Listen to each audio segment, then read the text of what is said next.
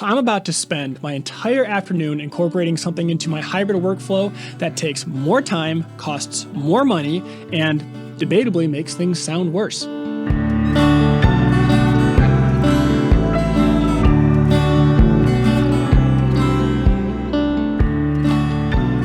what I'm referring to is incorporating a reel-to-reel into my setup. It's something that I have only used a handful of times in the studio. I only had it for like 6 to 8 months, but man, they're a lot of fun. Specifically, I have an Akai or an Akai GX280D-SS, and it's a 4-track reel-to-reel that records to 1/4-inch tape. Now, this thing I got from my buddy Joe.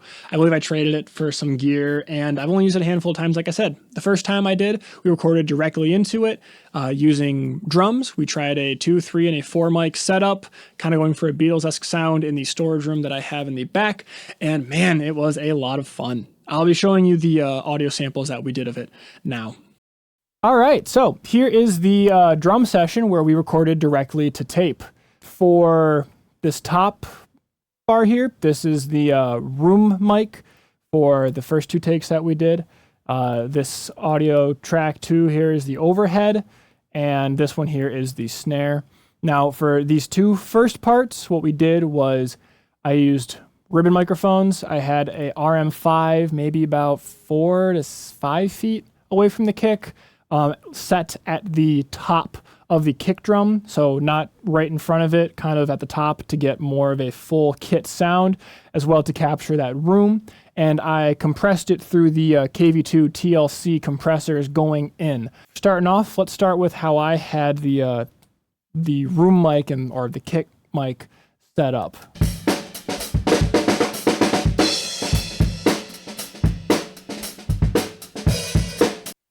So this was recorded at 3 1/4 inch speed. I did not record this at 7 1/2 inch speed at the start, and it sounds really good for 3 1/4 inch tape. I was really pleasantly surprised with what it sounded like. And I don't like a super bright drum kit. You know, I like a bright ride and some cymbals, but not really a bright hi-hat mostly. So the way this whole kit is pumping and it's got that really nice room sound coming in with it, I'm very, very happy with how just that one mic sounds. That's one mic. There's no EQ on this. Moving on to the EV overhead microphone. It's an old ribbon microphone, so it's not very bright. It's pretty dull. But I just have some high pass going on, and that's about it with some compression. I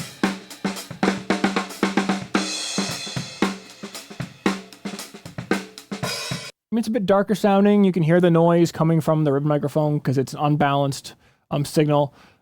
But it sounds pretty good with the tape.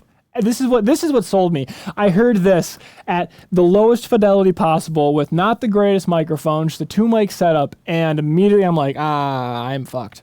I'm gonna want to use tape more.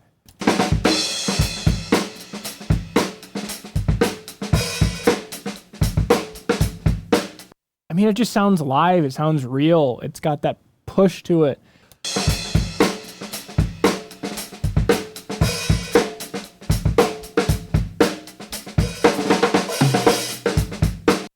And it's just a sound that you just can't get unless you do it like this.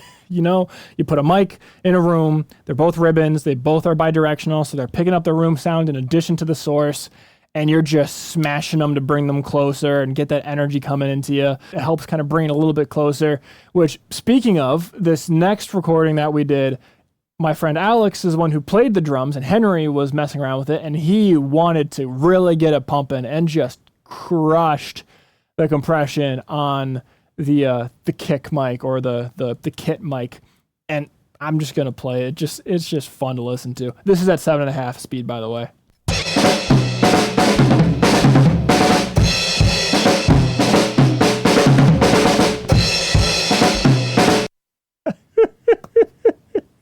Oh man, it's just stupid. It's just fun and it's just stupid. And like a tape emulation isn't gonna saturate it in the same exact way, which I'm sad about because that's why I'm hooking this all up to begin with, so I can do stupid stuff like this.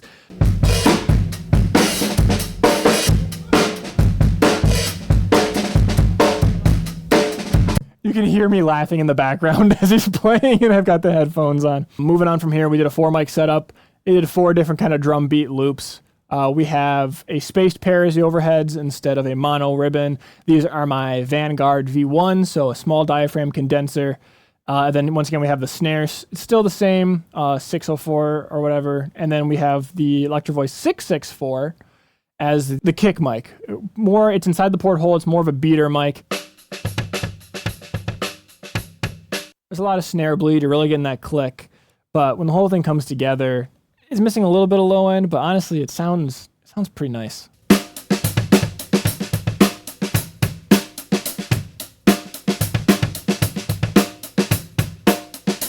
It's got that breath, it's got the snap from the condensers, but it's being rolled off a little bit from the tape. If you look at the transients here, we're not just getting those peaks. As you can see, it's being rounded out, definitely heavily on this. So you're getting that response from the microphone itself, but you're not poking, which allows the whole thing to come up louder, without it clipping in the digital realm. It's definitely saturating in the analog, but that's part of that sound that's giving it that nice lively nature to it. That's giving it that pump, that pulse, which I really, really enjoy. This was the second moment in which I knew that I was fucked.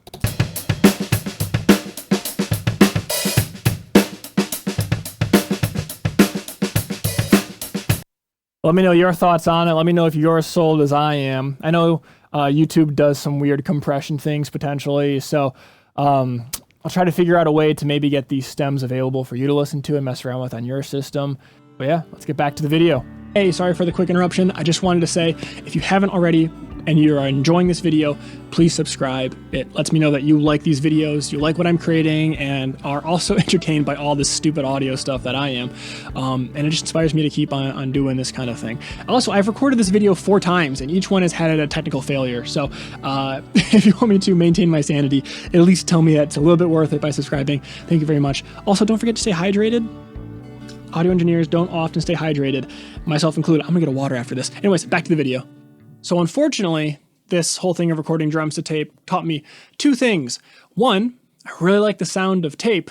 And 2, the tape emulation plugins, they really don't have that same sound. They don't glue things together and get that cohesion the same way that the real thing does. Now, I specifically said unfortunately for those is because tape is expensive and it takes a lot of time to record to it, to retrack, to go over. There's just so many limitations that come to it. And it's not like I have a really great tape machine to begin with, which works in my favor because the tape that I have to buy is a lot cheaper than some of the, bigger ones like the 1/2-inch tape or inch tape or even bigger depending on how many channels you're doing. So I'm lucky in that regards, but it's still not cheap. Since I was just testing it, I just bought a really cheap thing of tape from Amazon. If you use tape and you have one that you recommend that's, not noisy, that has good sound and isn't too crazy expensive, please let me know. I'm open to hearing about it. But yeah, I just grabbed like the first one that I saw that would function on my reel-to-reel. So that was the first time I used this reel-to-reel. And as I said, I just recorded straight from the drums into the tape machine and it was really cool. But I knew there's a lot of limitations to it and it's not something I wanted to incorporate into my setup because I didn't really feel like I would be tracking onto tape very frequently. Well, then a couple months later, I had a inquiry from an artist who I ended up working with who has a very performance-focused and dynamic performance of a song that he wanted to have mixed and mastered. And I was like, yeah, I would love to work with you on this. And because he wanted it incredibly dynamic and performance focused, instead of getting that glue from compression, like a bus compressor or effects or things like that to kind of bring everything together, I stupidly, mind you, suggested, hey, we could try tape to bring cohesion to these recorded tracks of yours and help bring it to life. What I did was I took the 5 tracks, a vocal, a mono guitar, a mono bass, a stomp, and a harmonica. I ran them through my hardware, got the mix that I wanted, and then I condensed it to 4 tracks, sent it to the reel-to-reel, brought it back into Pro Tools, did a volume balance, and then I mastered the thing. And it surprised me just how much of a difference that the tape had on it.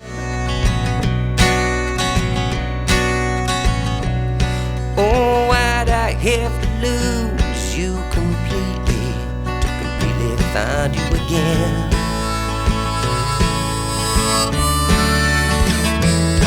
Oh, why'd I have to learn about cheating before I learn how to win?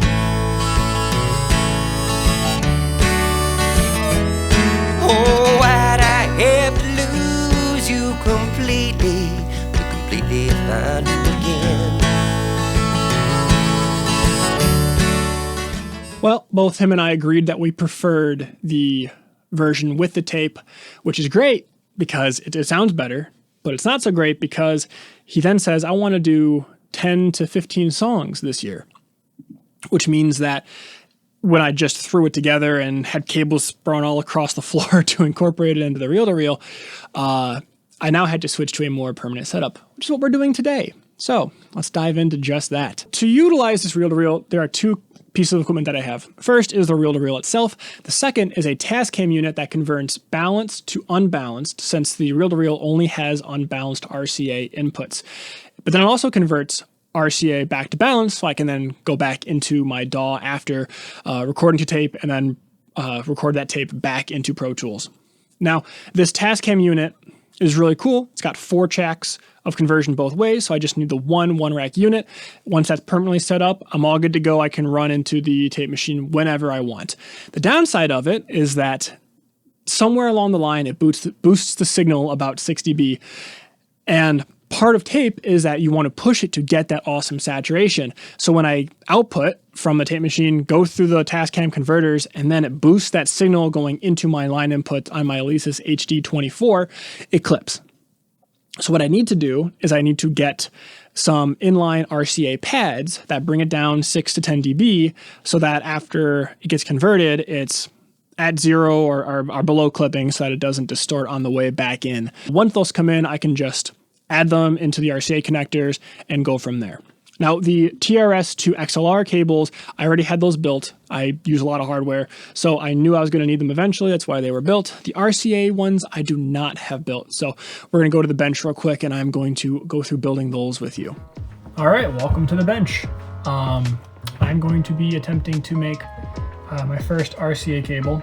I am using coaxial cable with some Marine RCA connectors. In this time lapse of me building the cables, I am stripping off the outer cover, the outer sleeve of the cable, and then I am twisting the shield to become the second conductor, which the signal is going to be traveling through. There's the inner and the outer. Now, the shield does help with preventing interference and things, but it is still RCA. It's an unbalanced cable. That's why I wanted to build it with a very thick gauge and control the length of runs so they're all the same to try to help control that as best as possible. Now, what I'm doing here is I'm tinning and I'm prepping each of the cables as well as the connectors. So when it comes time to connect them, all I have to do is put them next to each other, heat up the connector, and the solder will flow between the two, making it really fast and easy. When that's done, the cable is done. I just have to go and test it in my cable tester, and we are all good to go when everything lights up exactly as it should. So pretty quick, pretty easy, and these things are really durable because I went for a thick gauge. All right, now that the things are built, I'm going to be wiring them up into Pro Tools and have my tape. Huzzah! I've got that sound. And it has to be real time, and every time I do it, it uses up a certain amount of tape, and eventually when that runs out, I have to buy more, and that's more of an expense, and now I have maintenance costs. I have to, use deoxide on the pots, make sure they don't get dirty. I have to demagnetize every now and then, maintain it, make sure everything is lubricated and functioning properly, and oh boy, what am I doing? Is it really worth it? No, but it's fun. And as I said, it just functions differently than tape does in plugins. But yeah, in addition to hearing the drums recorded to tape and hearing the song mixed into tape and mixed without tape, let me know which ones you prefer. Do you like the sound? Is it something you would incorporate yourself, despite all the downsides of it, like I'm doing, like an idiot? Very curious to hear how you use it and whether or not you think this is all worth it or you would just fucking buy a plugin. With that said, hope you enjoyed the video. Somewhere around here is a video that YouTube is recommending you to watch next. It may or may not be the one that I'm working on, which you should subscribe to make sure you don't miss out on. I'm going to be reviewing the KV2 Audio MPA preamp, which has some really interesting features I'm excited to dig into. And this is not a preamp that there's a lot of information out about it. I had to thank Max from KV2 Audio for sending it over. And I did a really in-depth review of it, shot it out against a bunch of my other preamps, and I was kind of surprised by the sound qualities of it and some of the other preamps that I had once I really put them head to head. So don't miss that. Holy, what an expensive hobby and career are we all a part of. But yeah, with that all being said, thank you for watching. I really do appreciate it. Don't stop creating, and cheers.